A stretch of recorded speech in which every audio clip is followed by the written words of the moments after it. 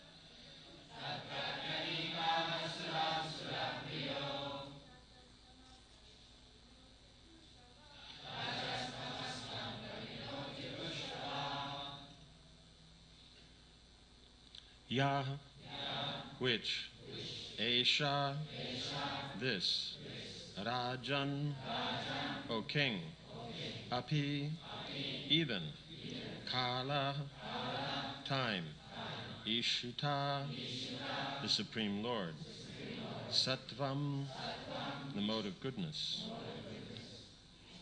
Sura Anikam, numbers of demigods, Eva, certainly, Adhyati, causes to increase, Ata, hence, Tat, Pratyanikan, inimical to them, Asuran, the demons, Surapriya, being the friend of the demigods, Raja Tamaskan, covered by passion and ignorance, Praminoti, destroys, Urusharava, whose glories are widespread. O king, this time factor enhances the sattva guna. Thus, although the Supreme Lord is the controller, he favors the demigods, who are mostly situated in sattva guna. Then, the demons who are influenced by tamaguna are annihilated. The Supreme Lord induces the time factor to act in different ways, but he is never partial. Rather, his activities are glorious. Therefore, he is called Urushrava.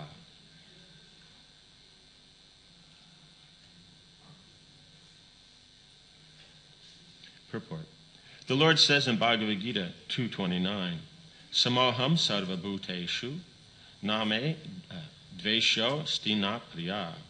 I envy no one, nor am I partial to anyone. I am equal to all. The Supreme Personality of Godhead cannot be partial. He is always equal to everyone.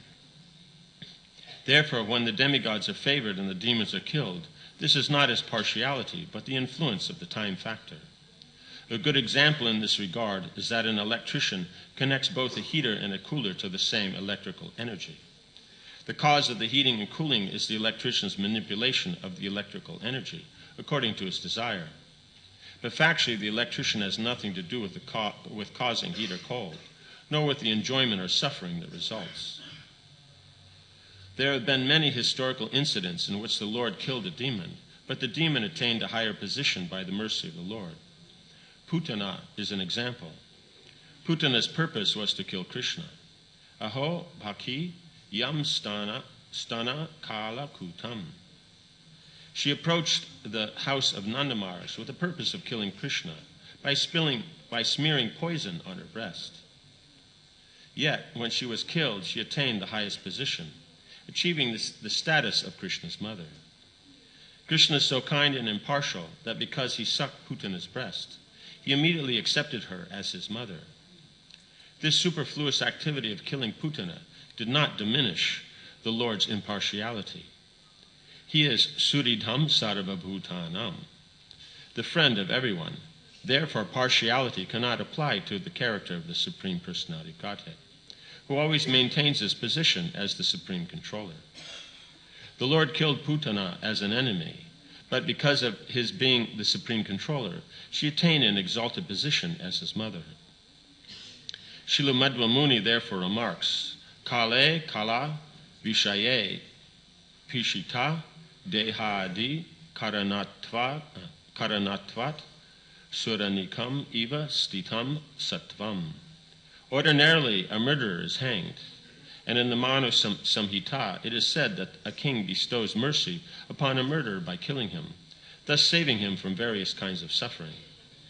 Because of his sinful activities, such a murderer is killed by the mercy of the king. Krishna, the supreme judge, deals with matters in a similar way because he is the supreme controller. The conclusion, therefore, is that the Lord is always impartial and always very kind to all living entities.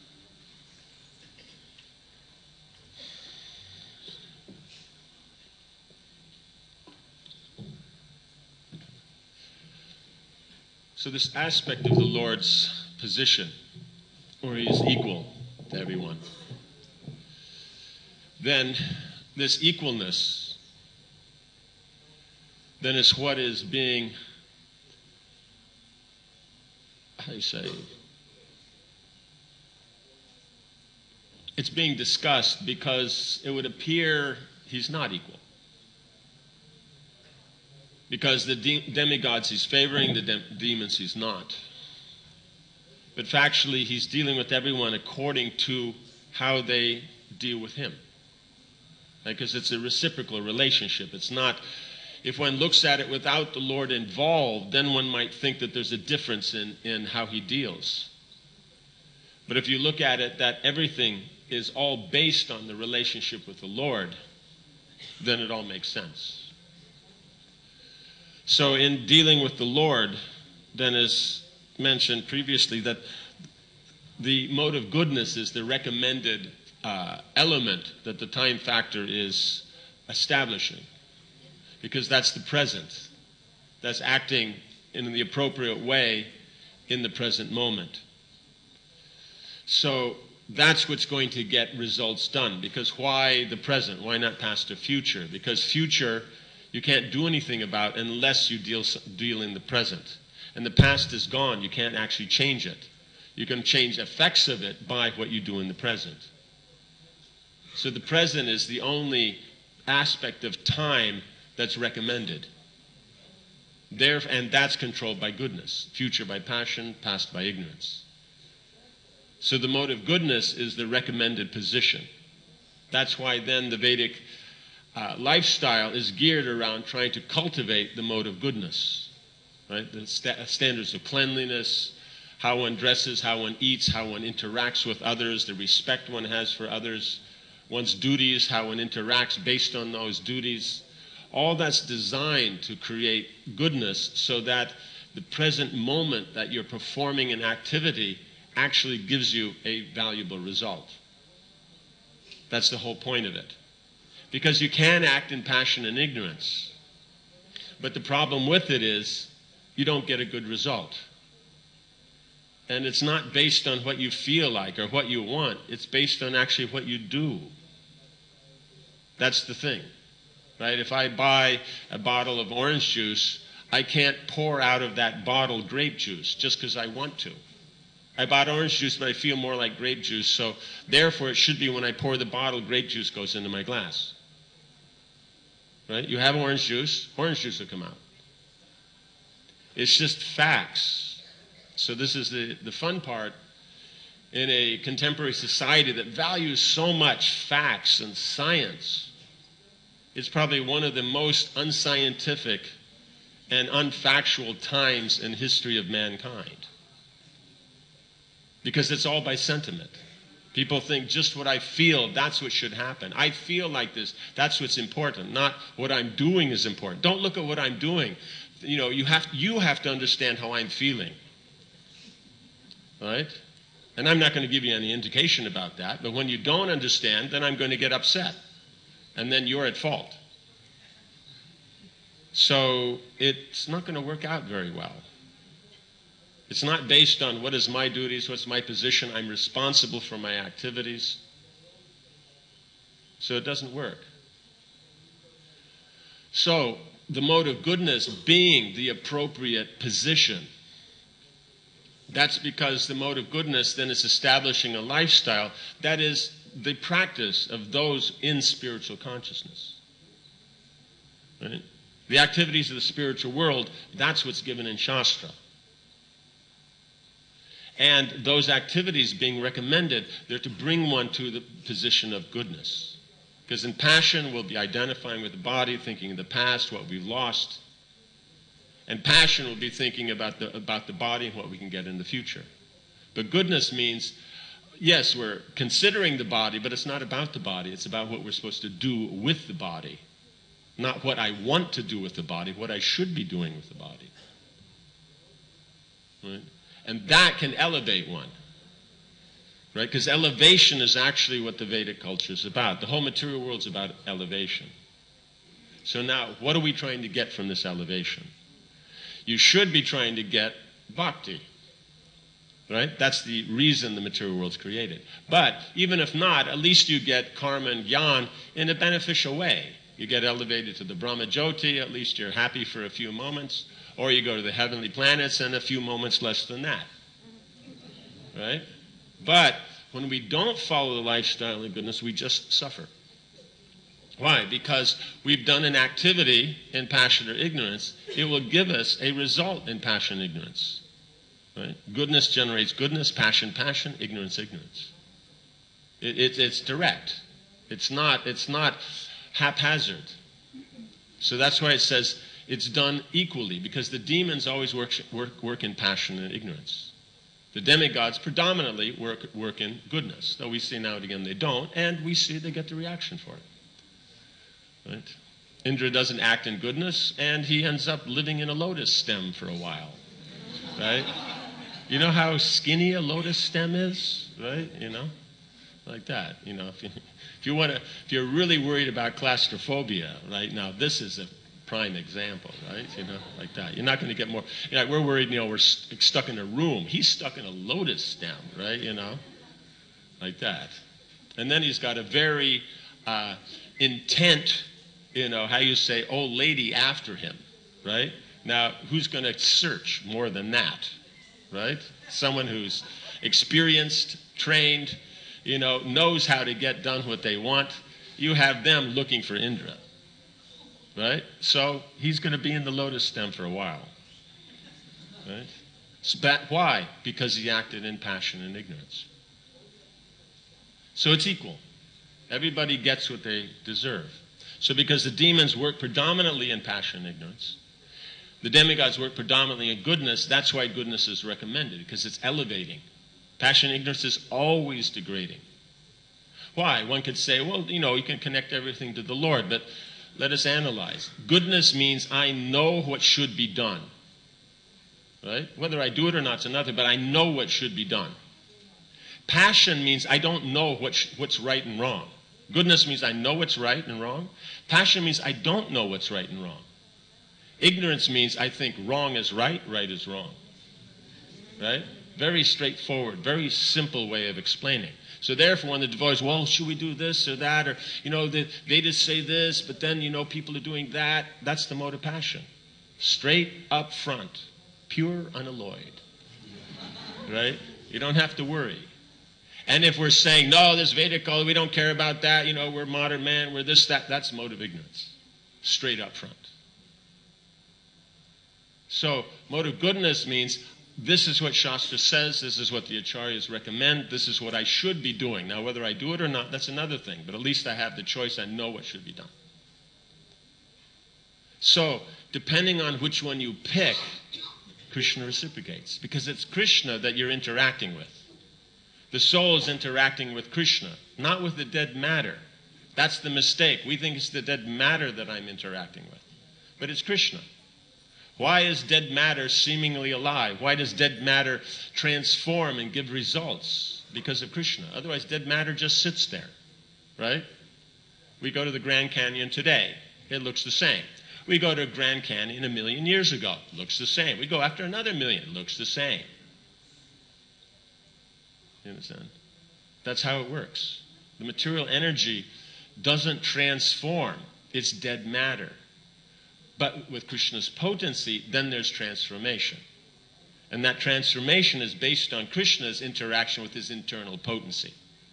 If we see it that way, we get spiritual benefit. We don't see it that way, then that transforms, the internal transforms into external, and then we're bound by Maya. Very simple, very straightforward. The mechanics are very, very simple.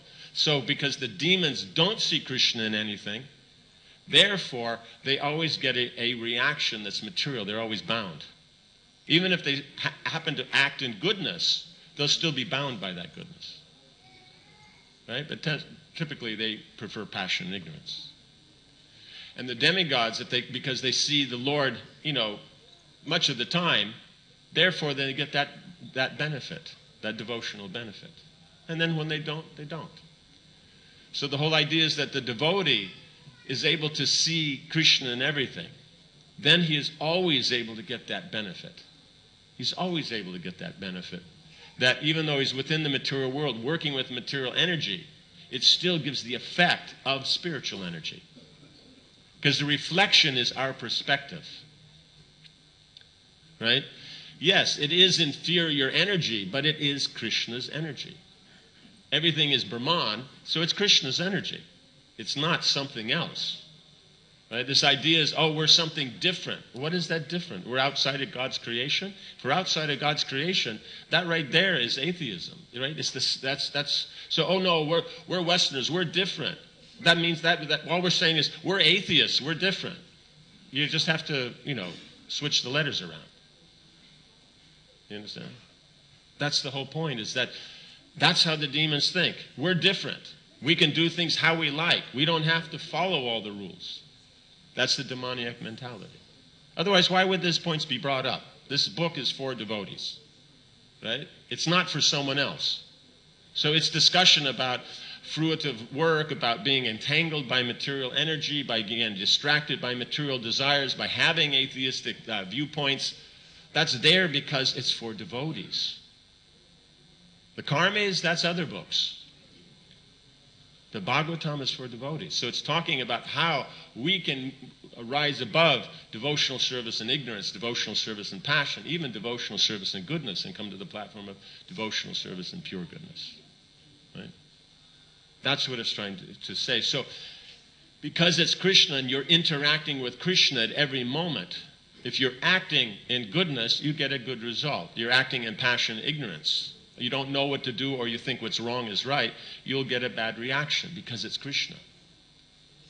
That's all. So this verse is just pointing this out. This verse is not about the extra point that because it's devotees in that devotion, therefore Krishna responds in that devotional mood.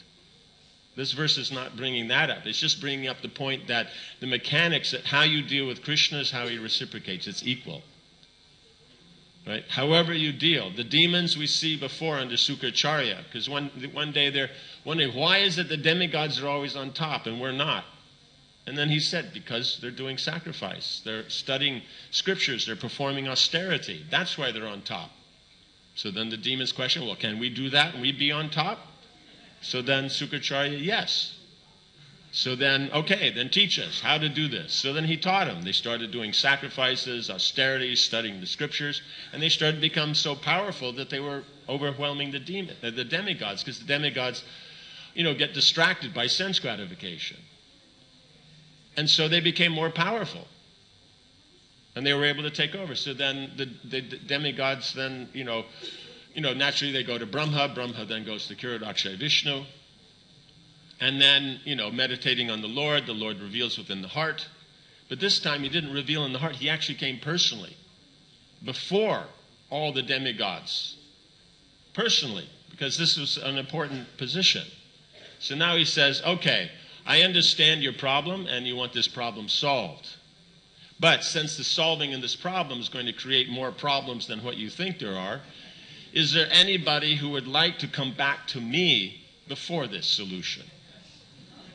Right? So all the demigods kind of look at each other, get uncomfortable. Well, I think I left the gas on, or, well, I got to take my daughter to the dentist, and, all kinds of stuff. So they had plenty of reasons why they didn't want to go back to Godhead that moment. So then Vishnu, okay, cool. So then from outside, from his back, from two sides came the Adi Jinna and Adi Buddha. Right? Jinna is the Jain, and Buddha we know. So the two forms of atheism.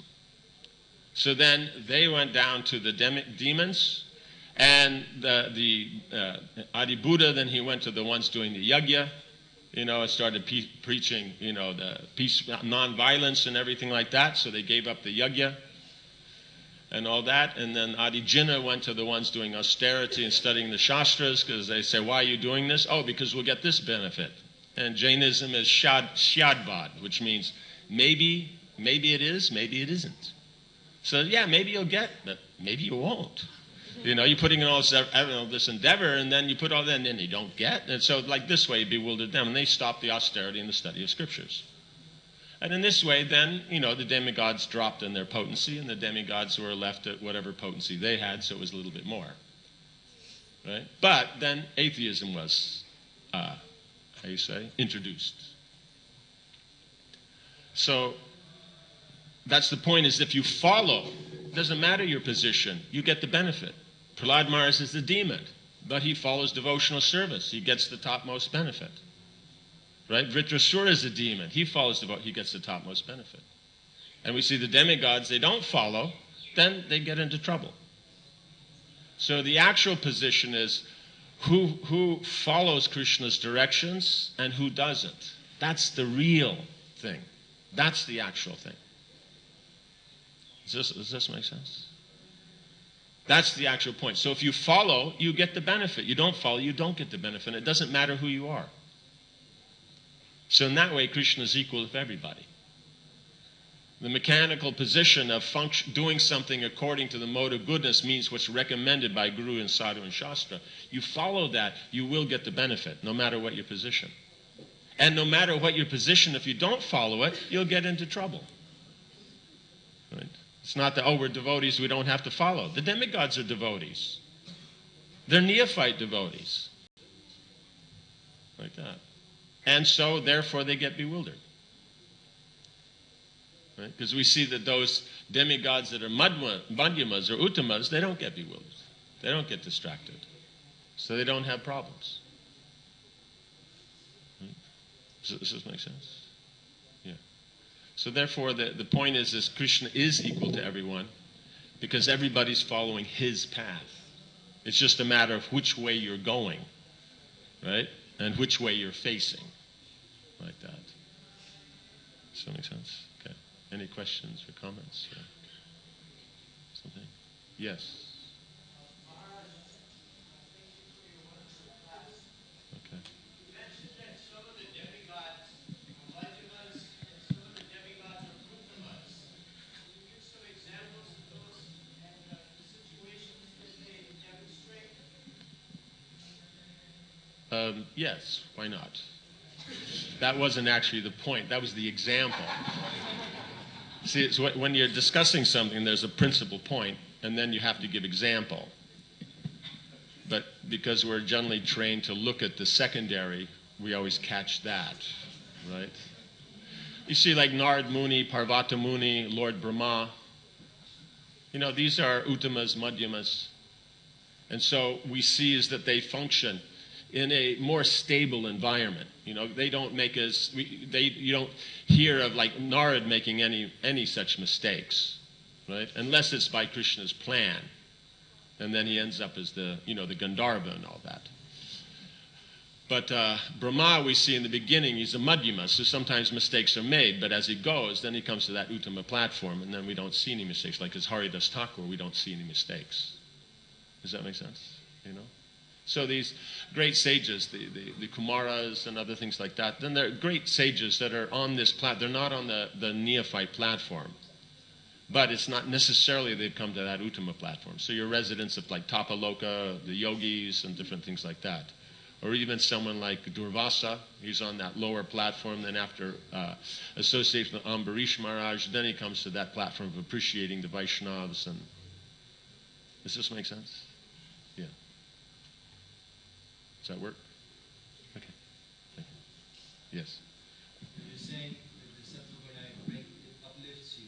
Yes. At the same time, you mentioned that the demigods, because they are on different levels, they sometimes get bewildered. Right. So, what upliftments according to a person, does the upliftment differ? They change? No, it's a matter of when we say upliftment means when you're situated in Dharma, right? You're following the rules given by the scriptures. What's to be done, what's not to be done. What is your identity? What is the situation? How do you fit into it? What results can be gained? And you're doing all this according to Scripture. Then you can elevate yourself from that position. See, from pranamoy, you can't really elevate yourself because pranamoy's position is it's aimed at sense gratification, right? Anamoy is sense gratification. Now, if everybody's going around doing their own thing, it's a problem, right? You go out, whack the girl over the head, drag her home by the hair. But, after a while, she gets a bit too many lumps on her head. Maybe she gets, Parkinson's or something from being hit on the head too many times, right? So it's not a good system. Right? So people get together and decide if we work cooperatively, then we can get more development in the arts and the sciences and the economics and everything like that. You understand? And then to make that work, there must be morality so that we do keep working together, and there must be justice in case we don't. So pranamoy simply means that. It's economically based for sense gratification, but the justice and the morality are there to kind of make it work a bit. But the whole point is it's about what do I want, what do we want as a group. It's not about what Shastras recommend. That has nothing to do with it. Right? So when you get to Dharma, that's the third platform, the Manamoy or Jnanamoy. That platform, then you're actually accepting that what Shastra says, that's what I should do. At that point, you become human. Pranamoy always means subhuman. Manamoy means human. Now, as a human, you can elevate yourself to the heavenly planets, to Brahman, or back to Godhead. That are the options. Right? Does that make sense? So you have Dharma, that gives you Artha. Most people then use it for Kama. So it goes that direction. You understand? But Dharma can be used to free yourself from the material world to go back to Godhead. You can use it in the other direction. So devotees use it that direction, materialists use it going down. So you can use Dharma just for sense gratification, but you'll elevate to the heavenly planets for your sense gratification. But it's still about sense gratification. So even though you're using the platform of Dharma, your consciousness is actually lower than that. So using the medium of Dharma, but your consciousness is sense gratification. Or you could be using the medium of Dharma and you want liberation, right? Because you're tired of sense gratification. But for the devotee, he's using Dharma to please Krishna, so for bhakti. Does that make sense?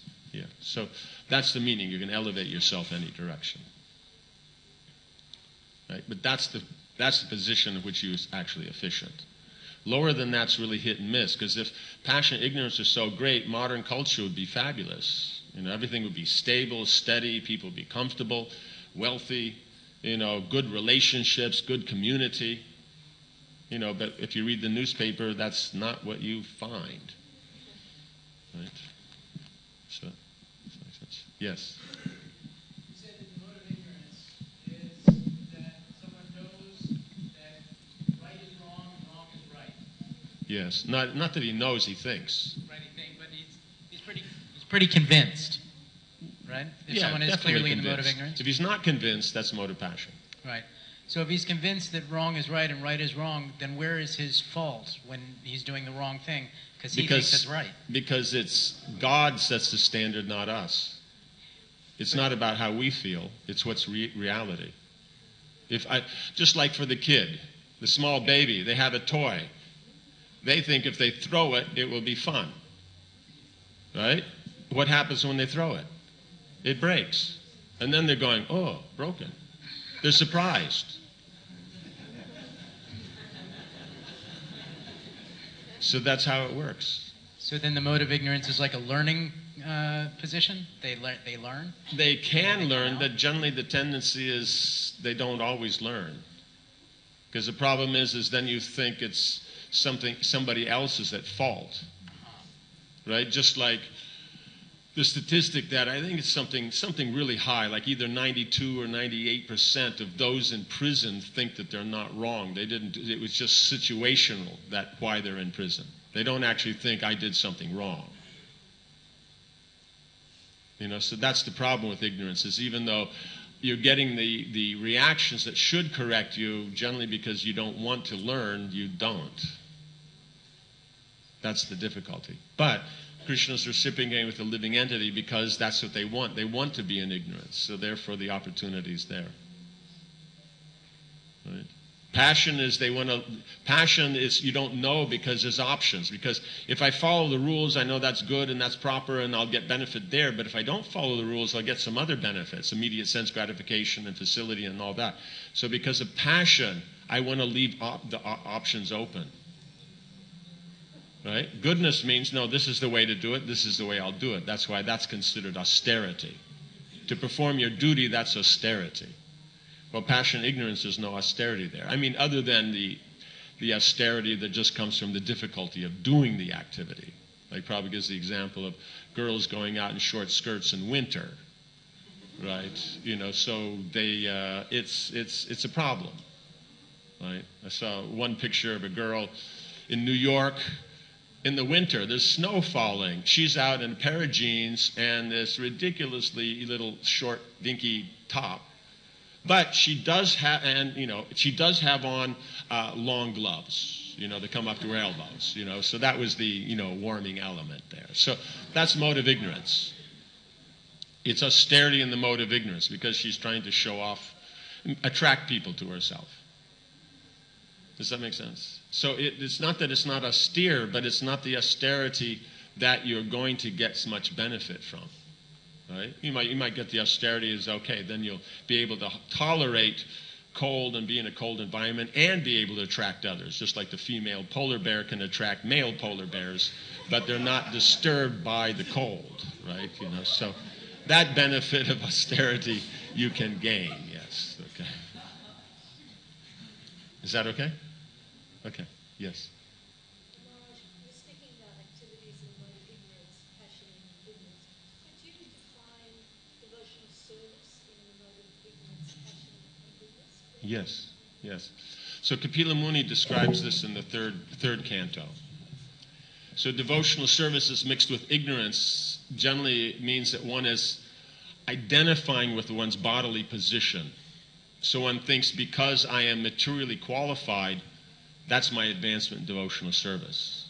It would be, let's say, general street person joins, and someone who's a doctor joins at the same time.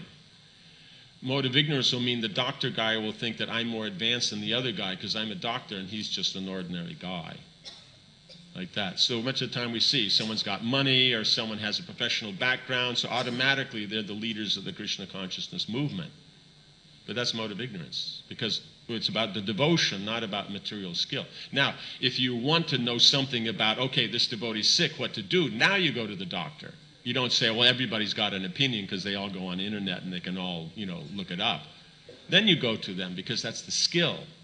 But when it comes to the devotion, it's another thing. Also, an attribute of those in ignorance, if it gets really, because you have also within that goodness, passion, ignorance within ignorance. So the general thing is that someone, even if they're in devotional service and ignorance, they have faith in Krishna, faith in the deity. But the difficulty is they don't see the devotees. They're not important. Even to the point where, and if it's ignorance of ignorance, they're actually destructive towards devotees.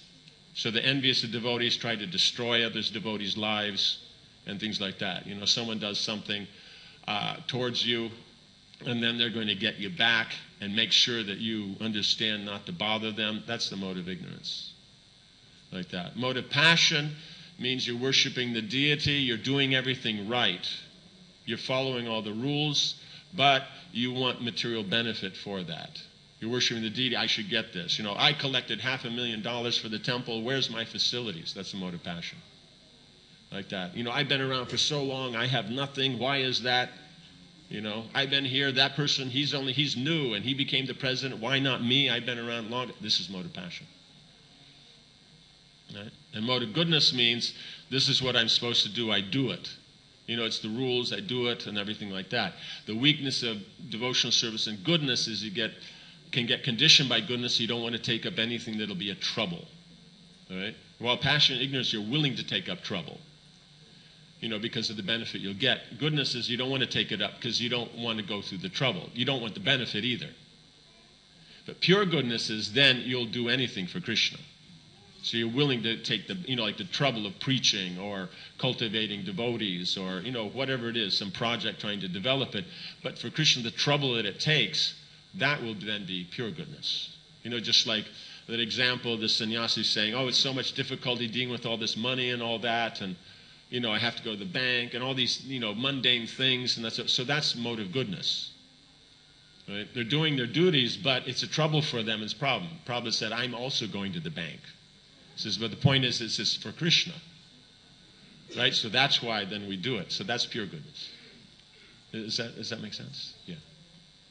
Yes. You're doing something that impure goodness and causing trouble because it's doing If you're doing something in pure goodness and it's giving trouble.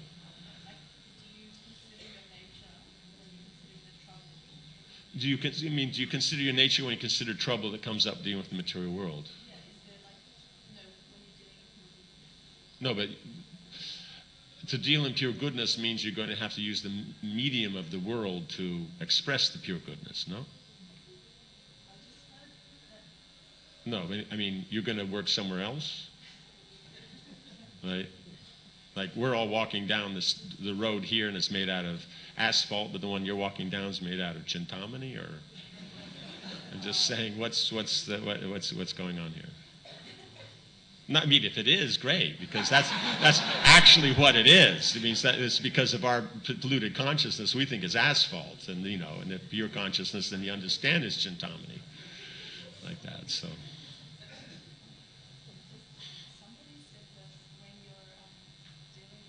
Goodness, then you do any service that's you do any service that matches your nature.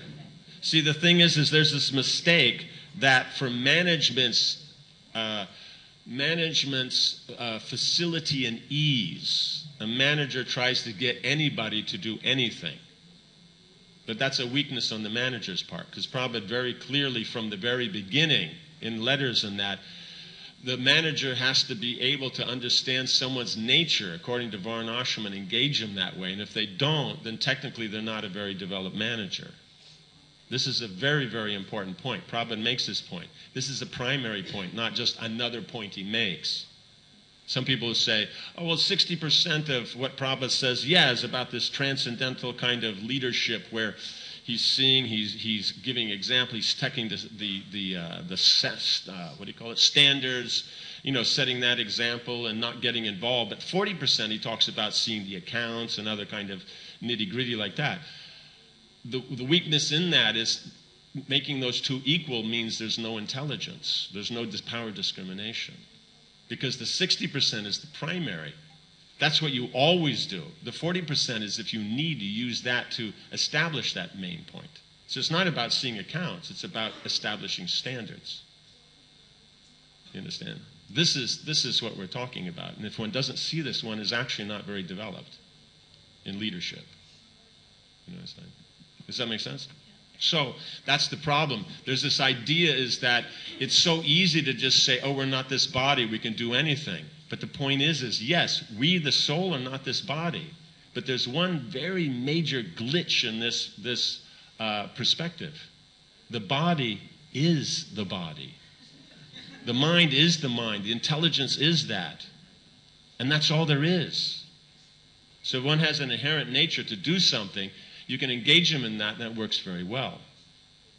And if they don't have the nature, engage them in that, you can't expect to get anything good. So therefore, it's just lack of knowledge, lack of seeing the importance, and lack of endeavor on the part of leadership that they will say these things. Because that's what they're supposed to do. We're supposed to engage our nature. Krishna throughout the Gita says, engage your nature, perform your duties, which means what Shastra says, according to your conditioning, with knowledge, without attachment, right? For Krishna.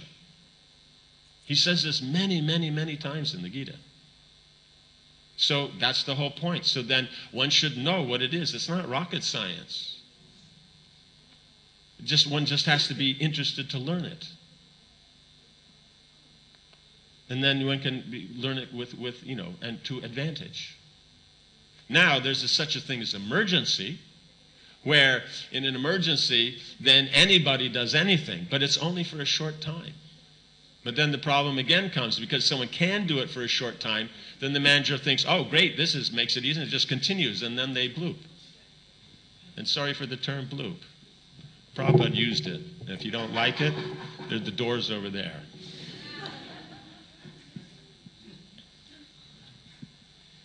You understand?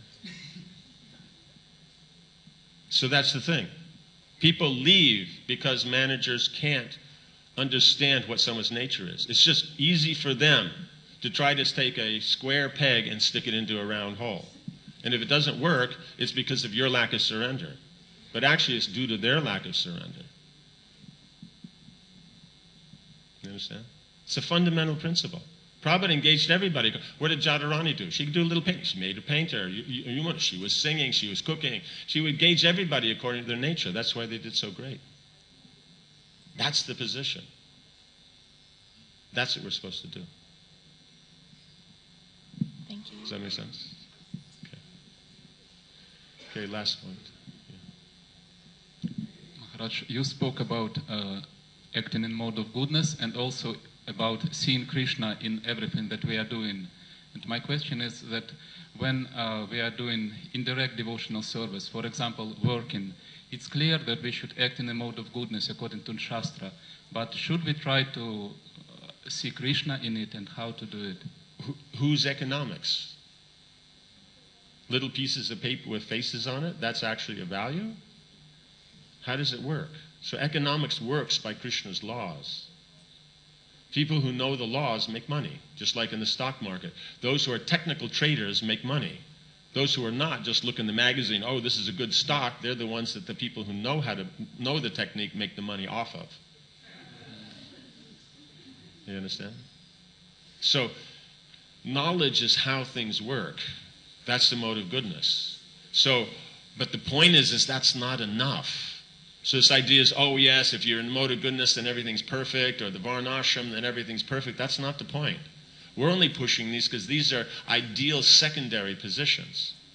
The primary position is devotional service. If you don't have devotional service, then all the varnashram, all these other things are useless. It means it'll be a better useless than a non-Vedic useless, but still it's useless. That's the point. So when we talk about varnashram, when we talk about all these things, it's only because we're simply trying to point out what's better to use. Just like, let's say you go into the kitchen, or you're going to the market and you're going to pick potatoes for cooking for Krishna. Which potatoes you'll pick? Nice, good potato. Yes. But now what if we say, oh, we're not this body, so we're not this potato, so it doesn't matter. So then what do we get? We get third-class potatoes for Krishna. You have to be able to tell what does what. You know what I'm saying? So all we're trying to do is point out what is the good quality potato. That's all. We're not saying that the potato is devotional service. Right? Because if it was, then Mr. and Mrs. Potato Head would be way ahead. They'd be like Uttamadakaris by now, right? Like that. Yeah, see? All this time we never knew. Does that make sense? Yeah, so that's the idea. Okay, so we'll end here. Sorry. Grantaraj Srimad Bhagavatam ki, Srila Prabhupada ki, Samaveta Bhaktivinoda ki, Jainadai Gaura Premanandi.